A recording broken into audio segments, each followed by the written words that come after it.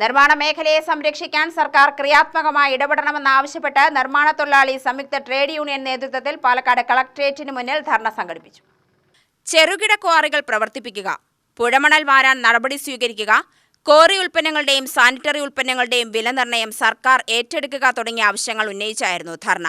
ജില്ലയിലെ ഡാമുകളിൽ നിന്നും സ്വരൂപിക്കുന്ന മണൽ ഇവിടുത്തെ ആവശ്യങ്ങൾക്ക് വിനിയോഗിക്കാൻ കഴിയാത്ത സാഹചര്യമാണ് നിലവിലുള്ളത്. വാളയാർ, ചുള്ളിയാർ ഡാമുകളിൽ നിന്നും എടുക്കുന്ന മണൽ പൂർണ്ണമായും തമിഴ്നാട്ടിലേക്കും എറണാകുളം, കോട്ടയം ജില്ലകളിലേക്കുമാണ് കൊണ്ടുപോകുന്നത്. ഇതിന് പരിഹാരമുണ്ടാക്കണം. ഇതിനു പുറമെ മറ്റ് ഡാമുകളിലെ മണൽ സംഭരിക്കാനും സംവിധാനമൊരുക്കണം. ജില്ലയിൽ പ്രവർത്തിച്ചു വരുന്ന ചെറുകിട ക്വാറികൾ അടച്ചുപൂട്ടിയത് മൂലം നിരവധി തൊഴിലാളി കുടുംബങ്ങളാണ് പട്ടിണിയിലായത്. തമിഴ്നാട്ടിൽ നിന്നും പാറ പൊട്ടിച്ച് ചിറ്റൂർ മേഖലകളിൽ സൂക്ഷിച്ച ശേഷം വിൽപ്പന നടത്തുന്ന കരിങ്കൽ ഉൽപ്പന്നങ്ങളിലൂടെ സർക്കാരിന് ഒരു നേട്ടവും ഉണ്ടാവുന്നില്ല.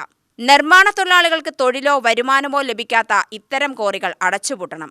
സർക്കാർ കർശനമായ നടപടികൾ സ്വീകരിക്കാത്തതുകൊണ്ടാണ് നിർമ്മാണ മേഖലയിൽ ഇന്നുണ്ടായിരുന്ന പ്രതിസന്ധിക്ക് കാരണം.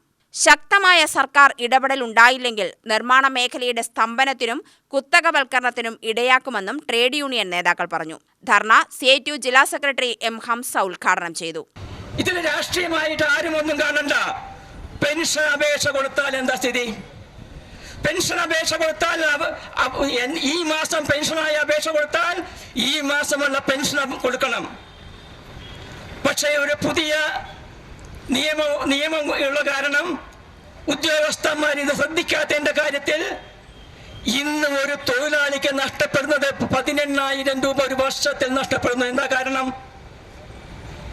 അപേക്ഷ കൊടുത്തൊരു 3-4 മാസം കൊണ്ട് പെൻഷൻ പാസാക്കി വെക്കുന്നു.